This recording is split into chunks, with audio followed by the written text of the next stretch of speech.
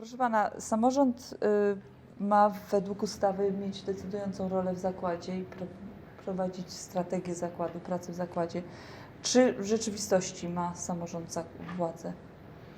Rzeczywiście samorząd został powołany w latach 80-81, jego idea, do tego, żeby był siłą napędową gospodarki i tym motorem, który będzie popychał reformę do przodu. Rzeczywistość jest taka, jaką mamy dzisiaj. To znaczy samorząd w dalszym ciągu cały czas za tą reformą się opowiada, ale również i strona rządowa cały czas deklaruje swoją dobrą wolę w kierunku reformowania gospodarki.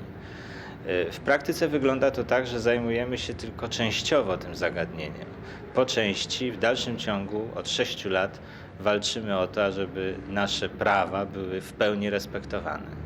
Są siły w kraju, szczególnie upatrujemy je wśród gremiów rządzących, które próbują spychać samorząd na boczne tory.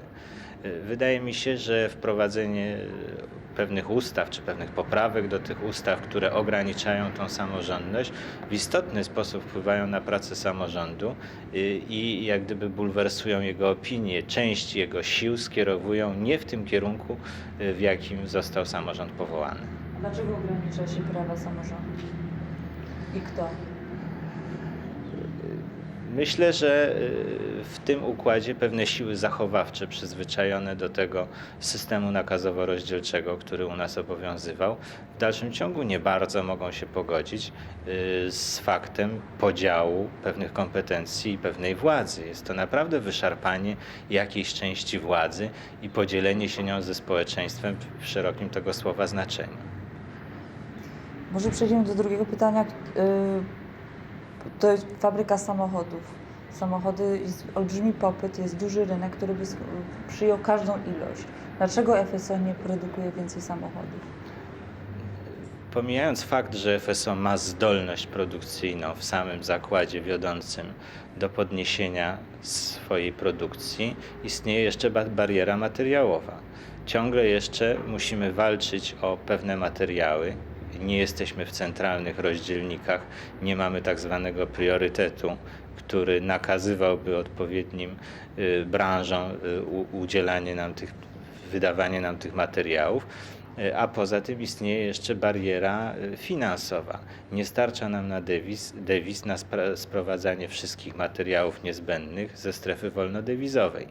W związku z tym są dwa ograniczenia. Jedne to jest bariera materiałowa w kraju i drugie to jest ilość dewiz, która pozostaje nam po niezbędnych odpisach i dzieleniu się z państwem po to, żeby móc kupować te materiały ze strefy wolnodewizowej. Ale gdyby zakład chciał, czy by mógł?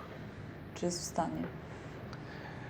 Tak, zdolności produkcyjne tego zakładu są większe, gdzieś około 20% w tej chwili, a po modernizacji zdolność produkcyjna mogłaby wzrosnąć o około 50%.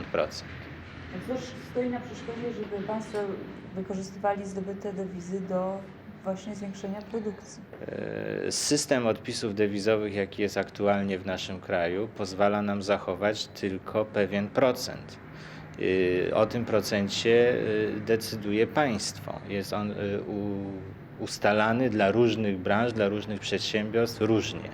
Po prostu państwo, dzieląc te pieniądze jak gdyby w części dla nas, a w części dla siebie, przeznacza je dla innych użytkowników, którym te dewizy są niezbędne, jak na przykład na lekarstwa, a których oni z eksportu nigdy nie uzyskają. To znaczy, że FSO nie jest samofinansujące i nie jest samodzielne w sumie. Jest tylko do pewnego stopnia.